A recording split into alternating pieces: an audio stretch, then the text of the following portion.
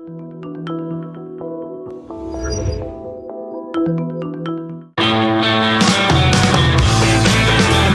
is the Gerry Callahan Show. And it is Tuesday, October 7th. Where were you? Where were you 2 years ago today? I was sitting right here in disgust, in horror, watching the atrocities committed by a vile terrorist organization as they attacked Israel and slaughtered 1,200 civilians, women, children, elderly people, families, entire families, babies, like the Bibas family. They murdered Keir Bibas, who was 9 months old. They murdered young women who were at a music festival and then raped their corpses. It was absolutely disgusting on every level. And we all sat here that day and said, well, soon Israel will counterattack. They will go after the people, the perpetrators, the monsters who did this to them. And we were all in agreement. They were justified. It was time to fire back. And Israel did, but not before many in America said, we shouldn't have a war. We should have a ceasefire. On October 8th, we had American politicians. We had people like Ayanna Pressley and Ilhan Omar saying, let's have a ceasefire on October 8th. I probably should have seen this coming, but I didn't. I assumed it was like September 12th in 2001. I assumed we'd all be unified. We'd be together in condemnation. We would all say, this is simply inhumane and cruel and depraved. And we would get behind Israel, who suffered its worst slaughter of Jews since the Holocaust.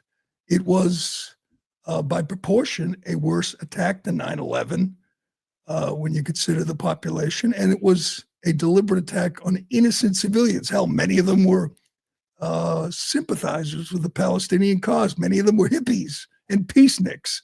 Didn't matter. They were Jewish, so they had to die because of this death cult that controlled Gaza, because of Hamas, a terrorist organization.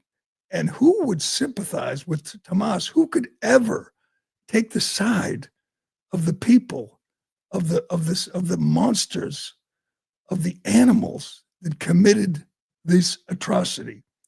I have to say, I say this all the time, that the most disappointing thing I've ever seen from my fellow Americans was during COVID, when people just complied, they submitted, they just handed their brains over to Fauci and Birx and Biden and the rest of the COVID crazies, and they stood in line on the little arrows at CVS, and they wore their masks between bites at restaurants, and they kept their kids inside, and they masked up 2-year-olds, and they just followed orders like sheep. That was disappointing. It will always be a great disappointment, but this is worse.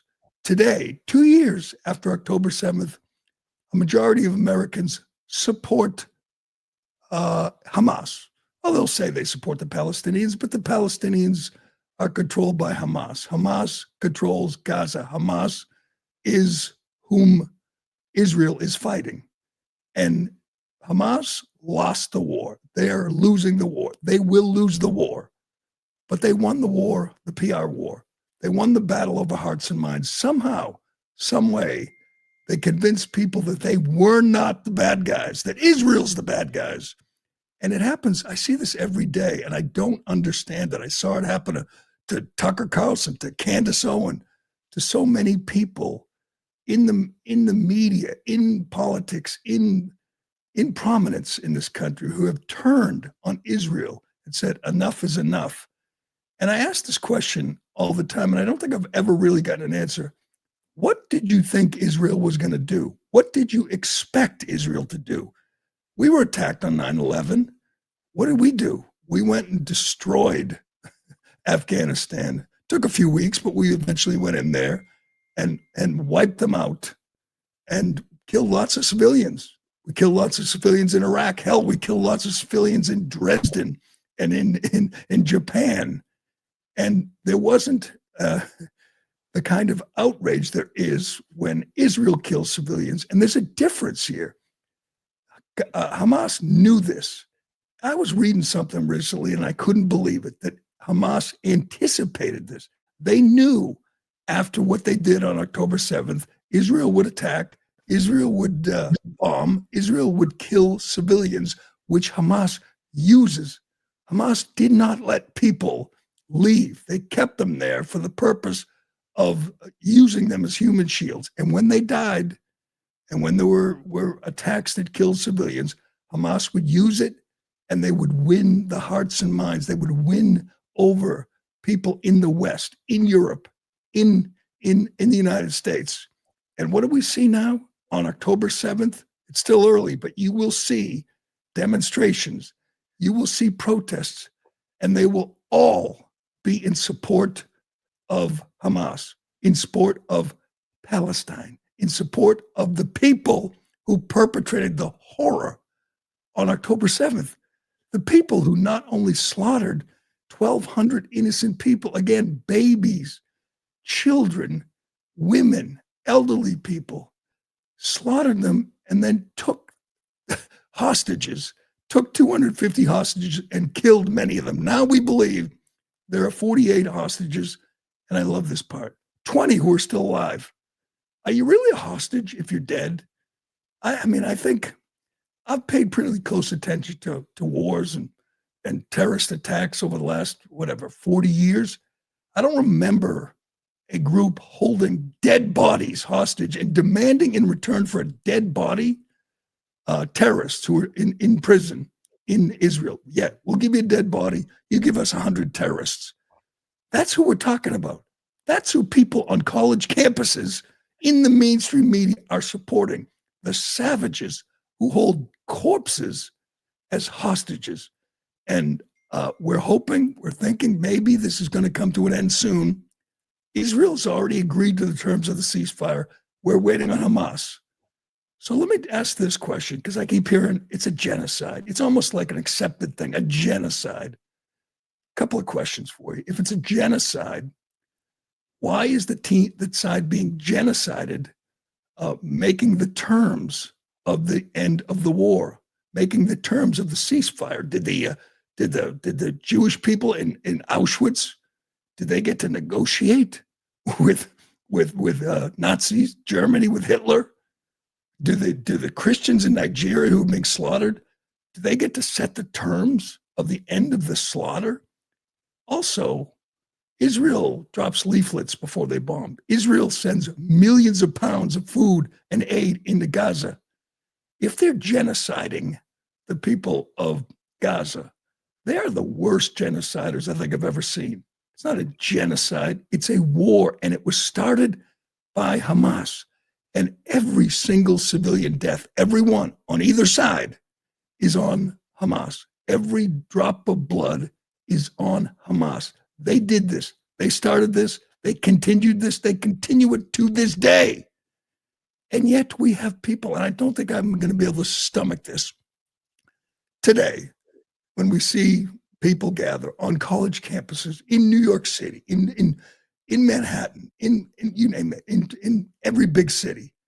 They will demand, they will call Israel a genocide. They will call Netanyahu a war criminal, and they will blame Israel. It really is nauseating when you see some of these polls that have been done recently. I mean, it's just virtually every poll you see, the numbers have shifted. On October 7th, 2023, most people supported Israel. Most people expected and supported the counteroffensive, the attack on Gaza. Now it's flipped.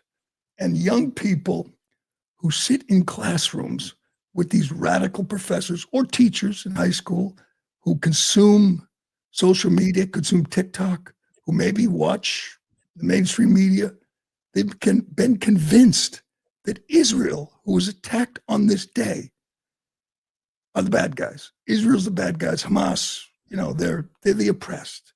It's the oppressor versus the oppressed, and they take the side of the oppressed. Here's from the New York Post this week. American support for Israel has reversed 2 years after the war in Gaza began, with more people now backing the Palestinians than the Jewish state. The major shift saw 35% of more than 1,300 registered voters say they side with the Palestinians, just above the 34% who said they support Israel, according to the latest New York Times Siena poll. So more people in this country support Hamas. You can't say the Palestinians, because the Palestinians voted for Hamas. Palestinians support Hamas. Hamas is fighting Israel. And more people in the United States support Hamas, a designated terrorist organization, than support Israel, our ally, who were attacked on this day 2 years ago. That is really disappointing. I'm not surprised, but it is disappointing to think that Americans watch this unfold. They know Hamas started it. They know how they started. They know what they did. They know what kind of people they are. They killed young women and raped their corpses. And they support those people against Israel 2 years later. And Hamas is still holding hostages, still torturing hostages, still holding dead bodies. And if the deal gets done, Hamas is going to get back like hundreds of terrorists, convicted murderers, in exchange for innocent people, innocent young women who were at a concert. They're going to give them back, and they're going to get hundreds of terrorists. And the people, the terrorists who will go back to Gaza, will have the full support of Americans, young Americans, college students.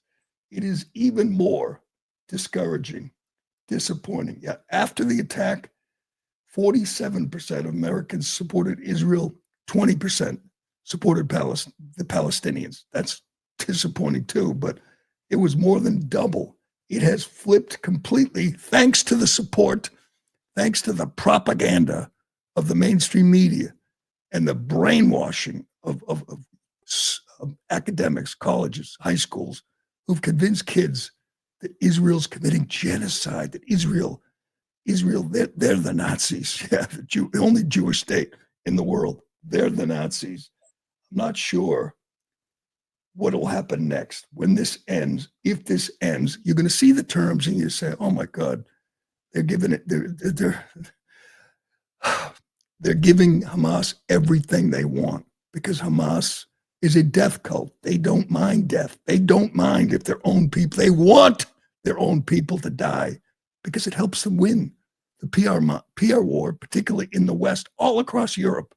Over the weekend were protest demonstrations, huge demonstrations in support of Hamas. Now that's partly because they've allowed the invasion of Western Europe from Muslims across the Middle East, across Africa, into Europe, and they are leading these demonstrations. But liberals are right there. Young, woke liberals are right there with Muslim fanatics. They're right there getting ready to support a Muslim Marxist as mayor of New York City. He's in, he's done. Get me Zoran Mamdani, your next mayor of New York City, which has the second largest Jewish population in the world behind Israel. Here's your next mayor 2 years ago tomorrow. This is an official statement. He writes, "I mourn the hundreds of people killed across Israel and Palestine in the last 36 hours. All right, quick question. How many people were killed across Palestine on October 7th? He writes, "Netanyahu's declaration of war, the Israel government's decision to cut electricity to Gaza, and the Knesset members calling for another Nakba will undoubtedly lead to more violence and suffering in the days to come. The path towards a just and lasting peace can only begin by ending the occupation and dismantling apartheid." He wrote that on October 8, 2023. He's your next mayor of New York City. I'll say it again. We forgot. We forgot what happened on October 7th. We forgot what happened on 9/11. We forgot the threat that is radical Islam, and we're going to elect a radical Islamist mayor of New York City. That is frightening when you think about it. Here's back to the poll. 40% of Americans now believe Israel is intentionally killing civilians, more than double who believe civilian deaths are unintentional.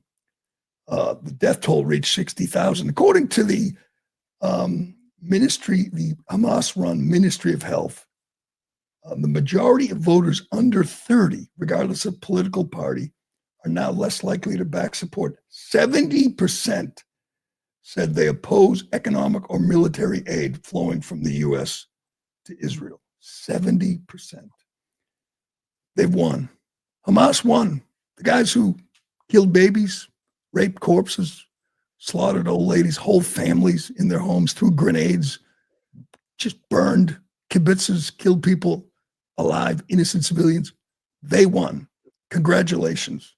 I mean, most of their leadership is gone, dead, but they won the battle of public relations, of hearts and minds.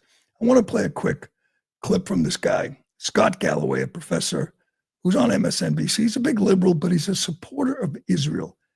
And you know what? To support Israel in the bubble this guy lives in, or for someone like Bill Maher, it takes courage. It takes guts. It's not really, accepted in these elitist circles. You cannot support Israel. It's supporting a genocide. That's what we're told. But some people still have the guts. And he sums it up so nicely. The rules of war are different for Israel. They're different than they were for us in Afghanistan or Iraq or in World War II. They're different. And the definition of a genocide, the people marching today, and I'm anticipating them hitting the streets in support of Hamas, don't say a word about what's happening in Sudan or in Nigeria, where they're systematically slaughtering Christians. The Pope, that coward, doesn't say a word about what's happening in Nigeria. Doesn't say a word about the invasion of Europe, of people demanding Sharia law in Europe. Not a word. That's no threat. I mean, obviously climate change is a big threat, but they all condemn Israel. They all call this a genocide. It's just revealing.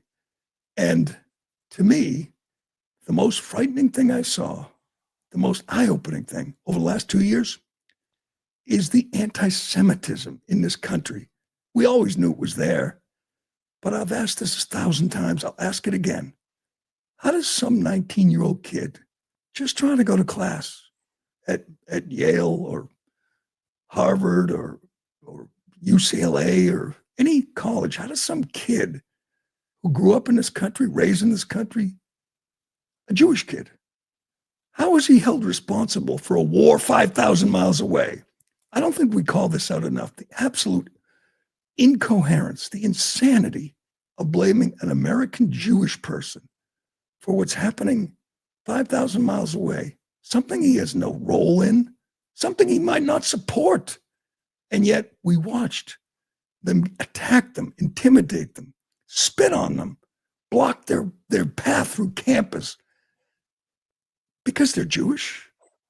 We've never seen that before, where you blame someone who has no role, who's not Israeli, who's not involved, who's not the IDF.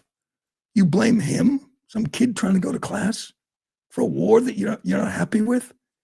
And we didn't, and I certainly screamed about it and condemned it, but most people didn't. They looked at, they connected it. It's like, yeah, the poor Jewish kid, he can't go to class. But then again, Netanyahu's killing children. What if he is? What if it is a genocide? What if it is all Israel's fault? Why is it some Yale student from Newton, Mass? Why is it his fault? No one ever explains that to me. The psycho professor at Harvard, we talked about yesterday, shooting out the windows of a temple in Brookline, Mass, a Harvard professor, because of what's happening in Israel. So some American Jews just trying to go to synagogue, you're going to threaten him or the Jewish old ladies in Boulder, Colorado, who held a rally every week demanding the release of the hostages. Sounds pretty decent. Sounds something we could all agree on. They get attacked. They get firebombed. One of them is dead. A Muslim terrorist set an old lady on fire because she was supporting the hostages. And we just say, yeah, well, we all have different opinions on the war in Gaza. What? Why is it a Jewish American's fault? I'll never get that. There will always be incredibly disappointing that Americans fell for this and turned on their fellow Americans because they're Jewish. Here's Scott Galloway, again, a liberal, an MSNBC contributor, a college professor, talking about the difference, the standard we hold Israel to, that we hold no one else to, including ourselves. 2,200 American servicemen killed at Pearl Harbor. We go on to kill 3.5 million Japanese, including 100,000 in one night. 2,800 Americans in 9/11. We go on to kill 400,000 people in Afghanistan and Iraq. We weren't accused of genocide. You had, if Mexico had elected a jihadist cartel to run their country, and then they incurred into Texas, and on a per capita basis killed 35,000 people, or the population of the University of Texas, and on the way back took the freshman class at SMU hostage and hid them under tunnels, what would we do? It'd be the great Sonora radioactive parking lot. But Jews are not allowed, and Israel is not allowed to prosecute a war. And they are prosecuting a war more humanely than we have done. The ratio of combatants to civilians is, of civilian death to combatant mortality is lower than it was in Mosul, lower than it was in Japan, lower than it was in Germany. So there's just a different standard for Jews in Israel when it comes to prosecuting a war. They're allowed to fight back to a truce. But unlike America or any other Western nation that has attacked this viciously, they're not allowed to win a war. It's a double standard. Yep, it sure is. As they say, no Jews, no news. There's no Jews in Nigeria, so let them slaughter all the Christians. There's no Jews in Sudan, so let them try to commit a genocide. It's only because of this underlying, this undercurrent of anti-Semitism. And you see it every day. You'll see it today. You'll see it on college campuses today, the anniversary of October 7th, when the Bibas family was slaughtered, when Keir Bibas, 9 months old, Ariel Bibas, 4 years old, were murdered by terrorists who now have the full support on virtually every college campus at every elite university in this country. Really disappointing. Hopefully, Trump gets this deal done, and you'll see it'll be a one-sided deal. It'll be 1,000 terrorists for 20 hostages, but hopefully they get it done. And then I assume Mossad will get to work taking out the perpetrators, behind the scenes, in the shadows, because that's the only way. And by the way, all the people demanding two-state solution, recognizing the Palestinian state, like Keir Starmer and Emmanuel Macron and many, many Americans, would they have done that if we didn't have the slaughter on October 7th? Would they have been demanding a state for Palestine, for Hamas, if they didn't attack on October 7th? I don't think so, which means it's a reward. We're rewarding the terrorists who killed babies with their own state. You see any flaw in that, Keir? Emmanuel, any flaw in that? That yes, we're going to give them an embassy, we're going to give them a state. Hell, we'll give them a military. What the hell?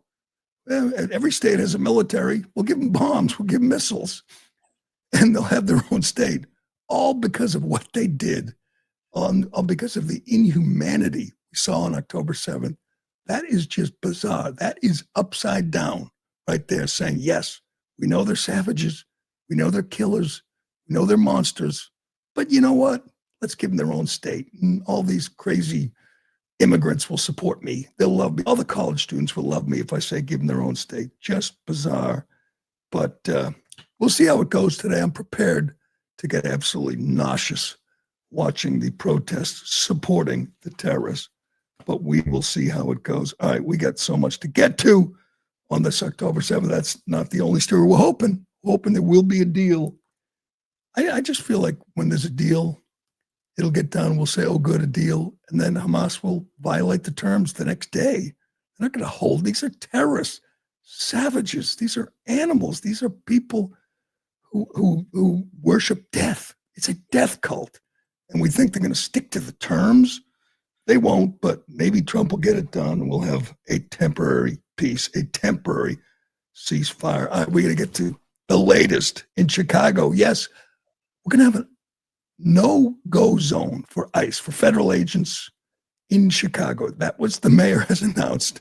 That, to me, is not a good plan. If you're a gangbanger in Chicago right now, if you're a terrorist, if you're an illegal immigrant, human trafficker, drug dealer, murderer, you're going, oh, good. The mayor set up a no-go zone for ICE, an ICE-free zone. I think that's where I'm going to hang out. We'll get to that. And I have to say, I don't think I'm going to get my wish. I wanted Zach Bryan to play the halftime show at the Super Bowl. I'll just say it. I was wrong. Screw Zach Bryan. I'm so disappointed in this guy. What an absolute fool. We'll get to that and more, but first. Excuse me. As the weather cools, I'm swapping in the pieces that actually get the job done. Warm, durable, and built to last. And Quince delivers every time with wardrobe staples that'll carry you through the season. Quince has the kind of fall staples you'll actually want to wear on repeat, like 100% Mongolian cashmere from just $60, classic fit denim, and real leather and wool outerwear that looks sharp and holds up and doesn't cost too much. That's important. I'll tell you what I love. I love my new suede trucker jacket. It's perfect for layering and just looks really casual and put together. It makes me dread the coming cold nights a little less. By partnering directly with ethical factories and top artisans, Quince cuts out the middleman to deliver premium quality at half the cost of similar brands. Layer up this fall with pieces that feel as good as they look. Go to quince.com/Gerry for free shipping on your order and 365-day returns. Now available in Canada too. That's Quince, QUINCE.com/Gerry. Free shipping and 365-day returns. Quince.com/Gerry. Let me give you a quick update on what the federal agents are doing in Chicago. This is from the White House. Just in the last few days, we see the skirmishes between ICE and protesters. You see it every day. You listen to every single Democrat say they're thugs. Hell, that piece of garbage, that bloated fraud, Pritzker, yesterday said that Kristi Noem's thugs have to get out of Chicago. Well, I tell you, some people are hoping they get out of Chicago, the illegal alien criminals that they're coming after. And I think I've yet to see just a local resident, a store owner, or someone living in this war zone say they don't want help from the federal government. They don't want ICE in there doing their job. But here's just a few people who they've grabbed just in the last few days in Chicago. I don't think you probably saw this on MSNBC or read it in the New York Times. Ready? Steven Sesvy, an Austrian national with criminal convictions for sexual assault, aggravated criminal sexual assault, aggravated criminal sexual abuse, numerous sexual predator, public park offenses, child sex offender loitering, violation of a sex offender registry, and pending charges for murder and rape. That guy was grabbed by ICE. Did you know that? How about Jose Sanchez Torres, a Mexican national with convictions for exposing himself to a child and domestic violence? Cristobal Carias Massin, a Salvadorian national with convictions for statutory rape, aggravated felony. Antonio Rosales Rodriguez. Why don't we just eliminate the middle names? Why do we have to do middle names for Mexicans and other Hispanics? I'm going to do that. I'm going to get rid of the middle name or whatever that is. A Mexican national with convictions for domestic violence, theft, DUI, Blanca Cecilia Sanchez. That's her last name, Sanchez. A Venezuelan national and a confirmed member of Tren de Aragua. Hochel Alejandro Yindel Noro, Mexican national, convictions for domestic violence, battery, and assault. Angel Galindo Vivieras, Mexican national, convicted for armed carjacking, armed criminal action, possession of a firearm, robbery and traffic offenses, and Refugio Ramirez Larios, a Mexican national, convictions for felony possession of a weapon, concealing homicidal death, cocaine, weapons, crimes against a person, and traffic offenses. That's who they've grabbed. Do you hear anything from Brandon Johnson or J.B. Pritzker or Tammy Duckworth or anyone saying, our city is better with these people out? Our residents, our taxpayers, our fellow Americans are better off with these monsters out of their community? Of course not. They're just brazenly attacking, demonizing the people who are doing this, doing good, doing God's work, getting these scumbags out of their communities. And what does the mayor, the governor want?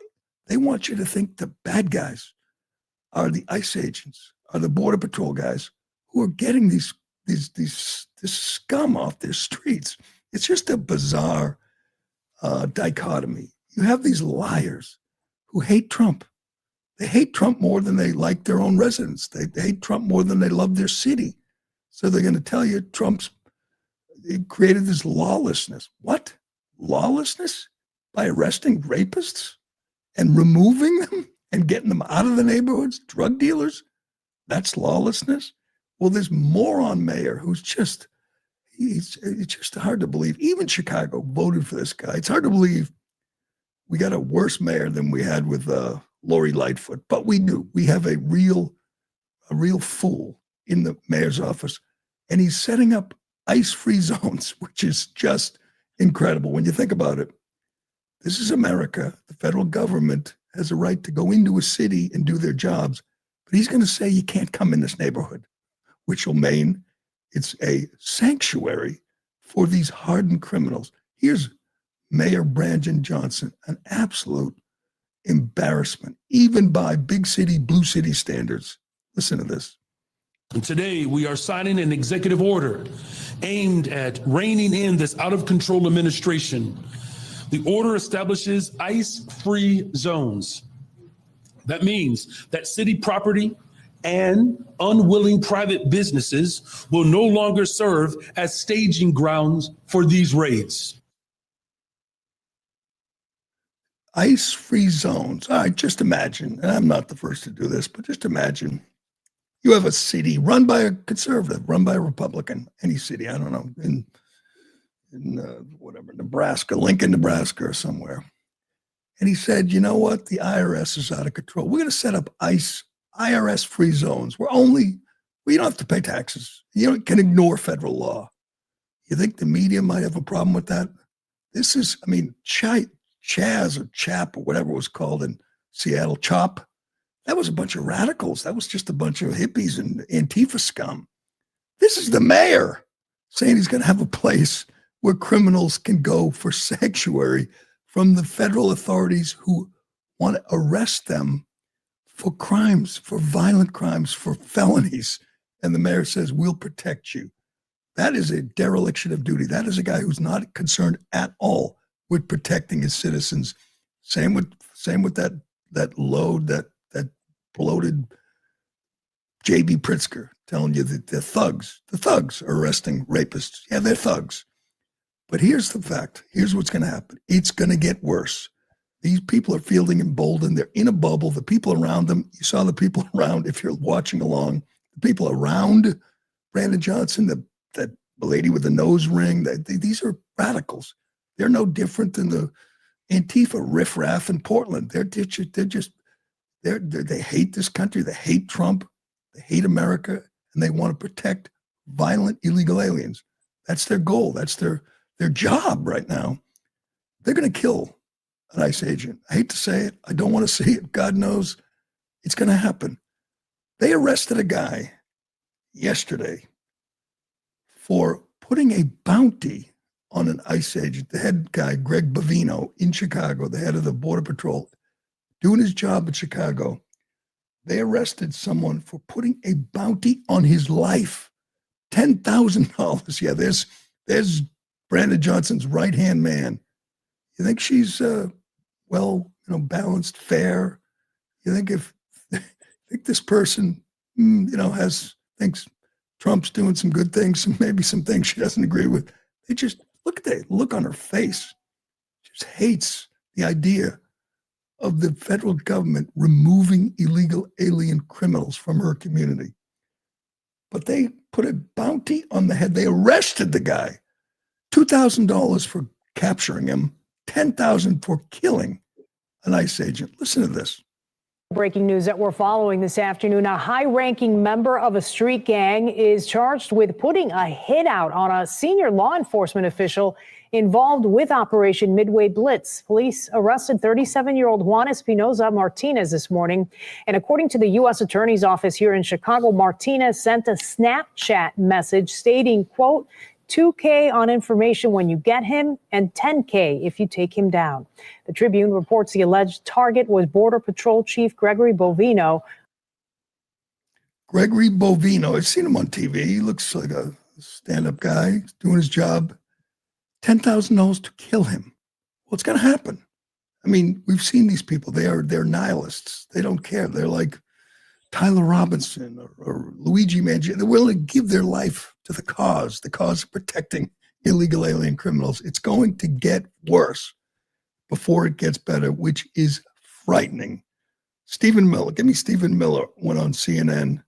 And of course, CNN is all in on this tyranny, the authoritarian, the dictator, the fascist Trump going into cities just because he wants chaos. He wants chaos. No, chaos is what you have right now. Before I get to that, I want to read this from Ayanna Pressley because God knows she represents the ultra radical lunatics that hate not just Trump, they hate law and order, they hate the cops.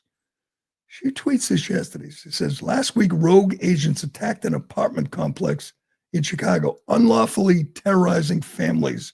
Young children were zip-tied. Homes were ransacked. Entire families, including U.S. citizens, forced into vans like cattle. Now Trump is threatening to send troops to further militarize and traumatize this community. This is not about safety. It's about cruelty, fear, and power, and there must be accountability. Of course, she's lying. Children were zip-tied. Homes weren't ransacked. U.S. citizens were not forced into vans. That's what they do. That's what they lie. That's what they do. They lie. That's what they do. That's what Jessica Tarlov does. Just lie about what they're doing. Not a mention of all the rapists and murderers that they caught. Not a mention, by the way, of what happened over the weekend in Chicago. 26 people were shot, including a 16-year-old kid, a 62-year-old man. 7 were killed. She doesn't care about that. And they were all black, or almost all of them were black. Ayanna Pressley doesn't care about them. She never does. There'll be over 1,000 shootings in Chicago this year. They don't care. Most of them black kids. Most of them black kids are the victims. But Ayanna Pressley doesn't care. Brandon Johnson doesn't care because there's no Trump. Can't blame Trump. Can't blame a white cop. Can't blame an AR-15. So she doesn't care about that. All she cares about is the Trump people going in and zip tying children. You liar.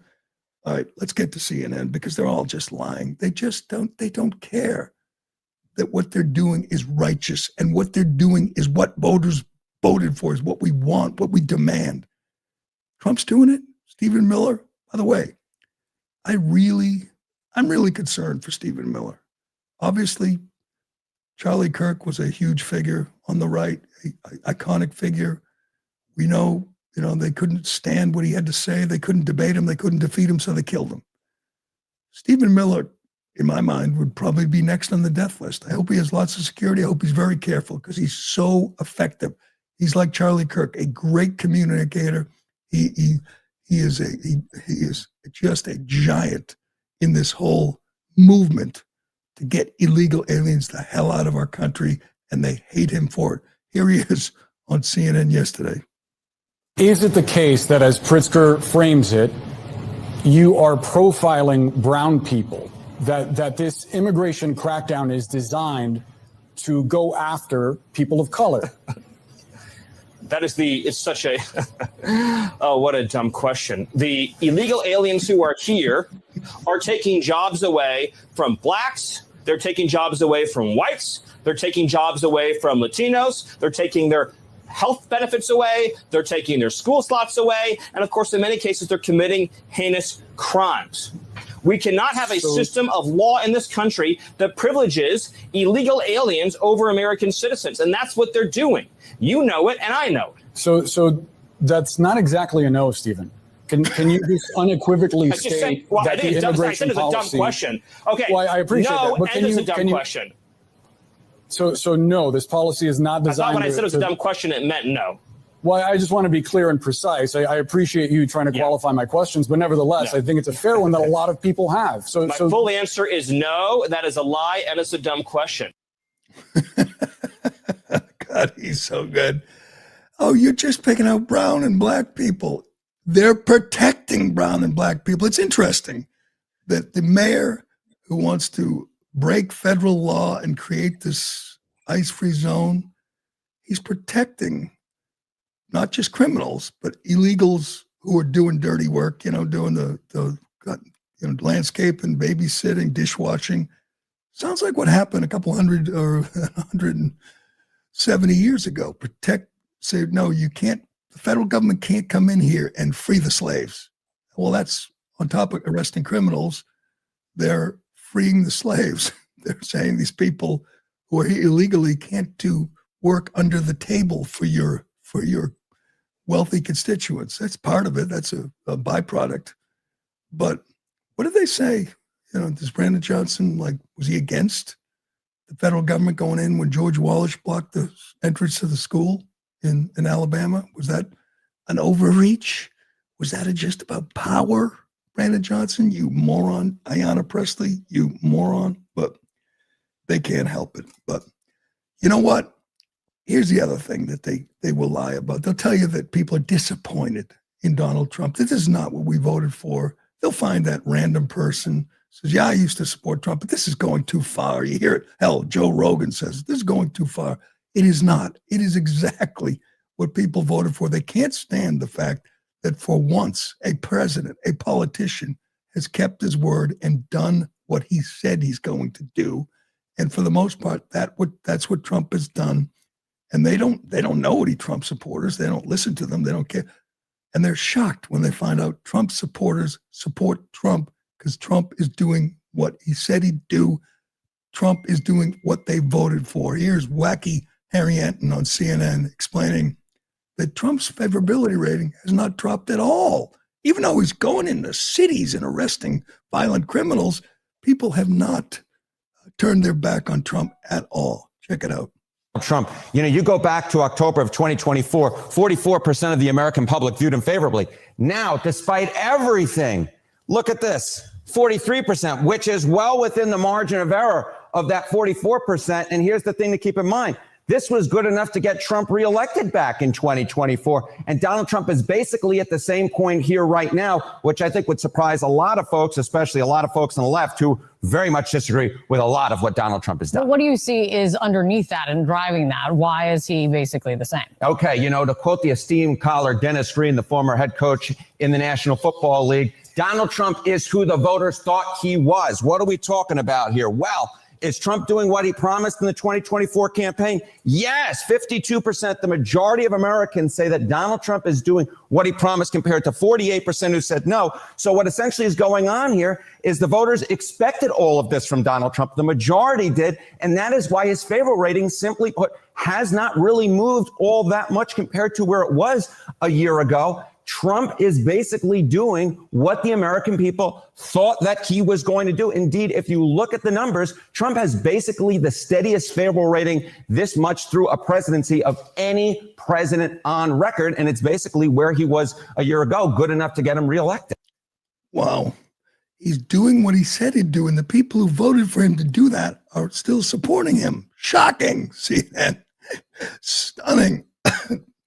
Can you believe it? All right, quick update on the Democrat nominee for Attorney General in Virginia, Jay Jones, this psychopath who wishes his political adversary, he wishes he were dead, wants his children to die, wants to piss on their graves. That guy who wants to be the top law enforcement official in the Commonwealth of Virginia. It gets better. This is from the New York Post. Virginia Democrat AG candidate Jay Jones chillingly suggested that if more cops got killed after being stripped of legal protection, they would shoot fewer people. He's already facing calls to drop out after Republican Kerry Coyner revealed text messages between them in which he suggested he would shoot then House Speaker Todd Gilbert over Adolf Hitler. It said Gilbert's wife should have to watch his fascist children die. That wasn't disqualifying. But now she came forward with new allegations against Jones, telling the Virginia Scope that during a 2020 conversation about qualified immunity, she said maybe if more of them died, that they would move on, not shooting people, not killing people. He wants to be attorney general, and he wants cops to die. How is that not disqualifying? This really does show the true colors. Not one prominent Democrat, not one has called for him to quit the race, to withdraw, to just surrender. And of course, he's defiant. He's saying, you know, I made a mistake. I should say there's one. Joe Scarborough. Check this out. Joe Scarborough, he's getting a little weak in the knees lately. He had a little fight with Meek on the air the other day about politics. He knows. I mean, he's an actor. He's just pretending every day that he's a liberal. But he knows this is too far, that this lunatic Jay Jones is gone. And he says, might be time to withdraw. This is the only prominent Democrat I've seen that said this guy has to go. Go ahead. Coming up, an attorney general candidate in Virginia is apologizing for his texts about a state lawmaker. We'll go through what the messages said. Probably be forced to withdraw from the race, and probably is doing a lot there. All right, Morning Joe will be right back. He's lost Morning Joe. Of course, no one else in the Democratic Party is calling for him to quit, but Joe is, so good for Joe. All right, let's get to Zach Bryan. I have to say, this is really disappointing. I love Zach Bryan's music. He's a great songwriter. It's a great performer.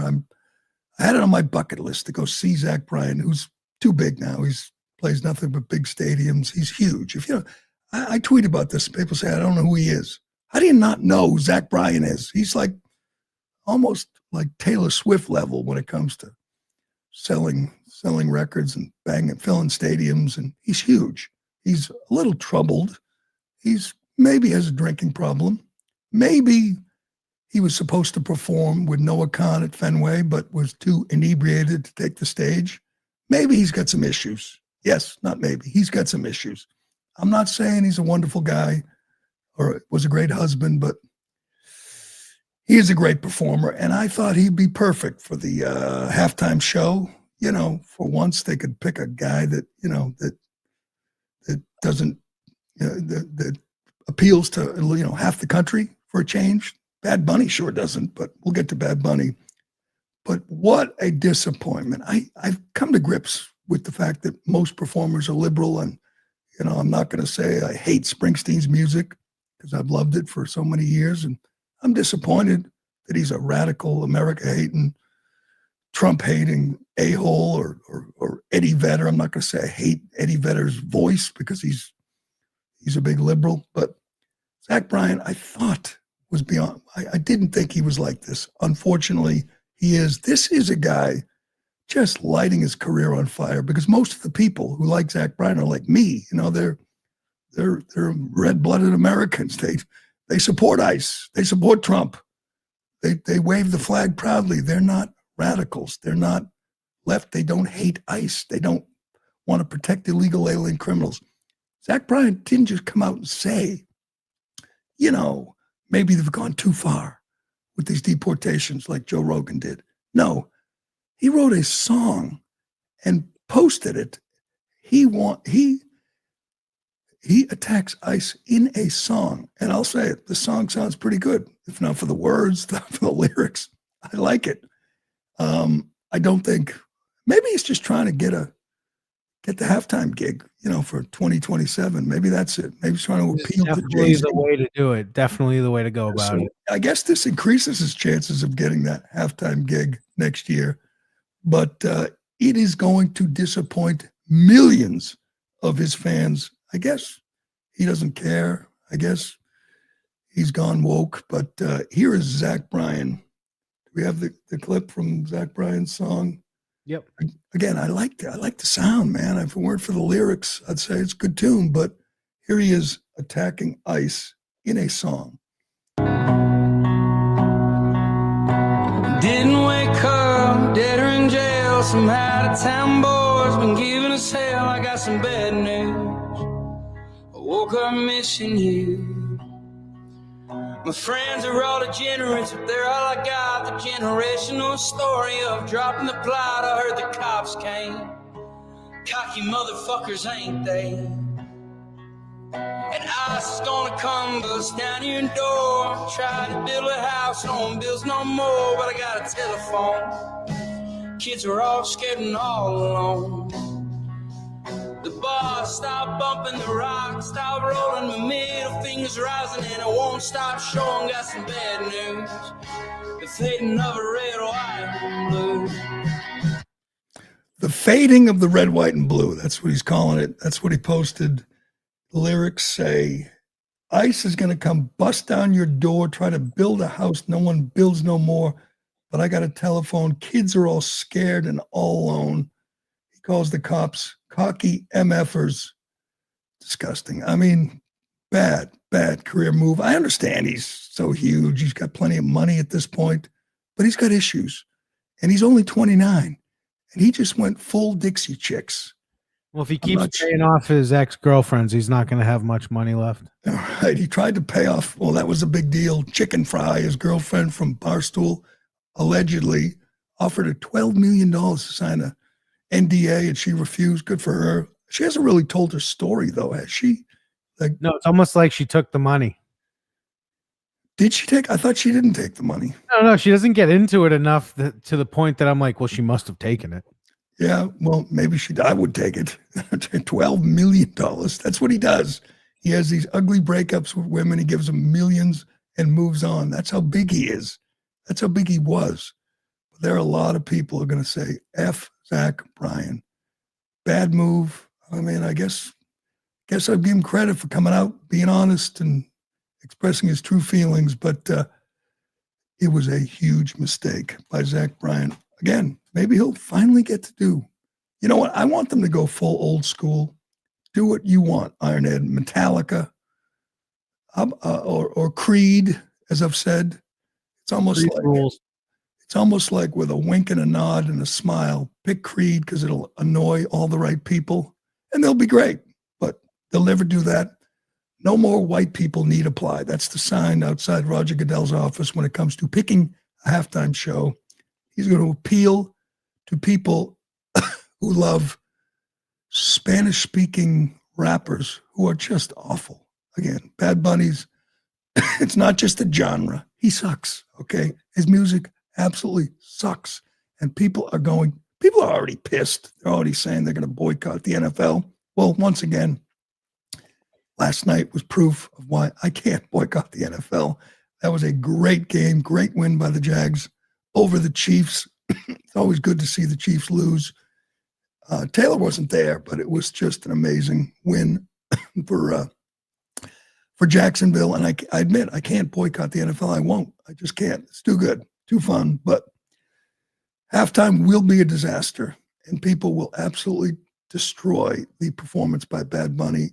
Donald Trump was asked about it last night by Greg Kelly on Newsmax, and he's like, much of America is like, who the hell's Bad Bunny? It's just, it's not he doesn't have a wide-ranging audience. He doesn't have a lot of people who love him. It's a small sliver, but that's who they're pandering to. Jay-Z and Roger Goodell are still pandering like it's 2021. It's kind of disgusting, but it'll suck. I'm pretty confident. I don't care how many lights and lasers and sound effects they have. Bad Bunny is awful. We have Trump with Greg Kelly. I never heard of him. I don't know who he is. I don't know why they're doing it. It's like crazy. And then they blame it on some promoter that they hired to pick up entertainment. I think it's absolutely ridiculous. And while we're at it, I'd like them to change the kickoff rule, which looks ridiculous, where the ball is kicked and the ball is floating in the air and everyone's standing there watching it. It's ridiculous. It's not any safer than the regular kickoff. I think it just looks so terrible. I think it really demeans football, to be honest with you. It's a great game, but it demeans football. Do you know what I mean by that? The kickoff rule, the new kickoff rule. It's ridiculous. I'm not sure Greg knew because he's not a fan anymore. And lots of people aren't. Lots of people say they're going to boycott. But you know what? I don't mind the new kickoff because you have returns. The old kickoff, they kicked it out of the end zone. It's not safer. He's right. It's not safer, but at least it's a play. And it requires skill from the kickers to kick it, to the 5-yard line. So I have no problem with the new kickoff rule. I do have a problem with Bad Bunny and whoever is forcing Goodell to pick these people as halftime performers. But it'll be fun. He'll be awful. People will destroy it. Maybe he'll come out in a dress. He likes to cross-dress. That's who they picked for halftime. A cross-dressing Puerto Rican rapper who doesn't sing in English. Who was their second choice, by the way?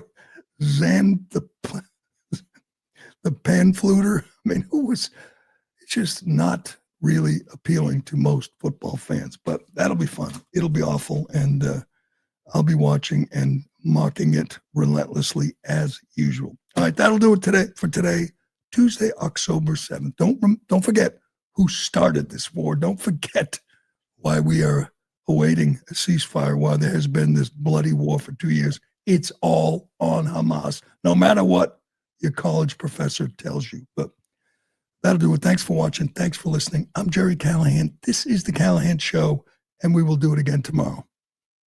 To have some level of concern and care, if not just basic fucking curiosity.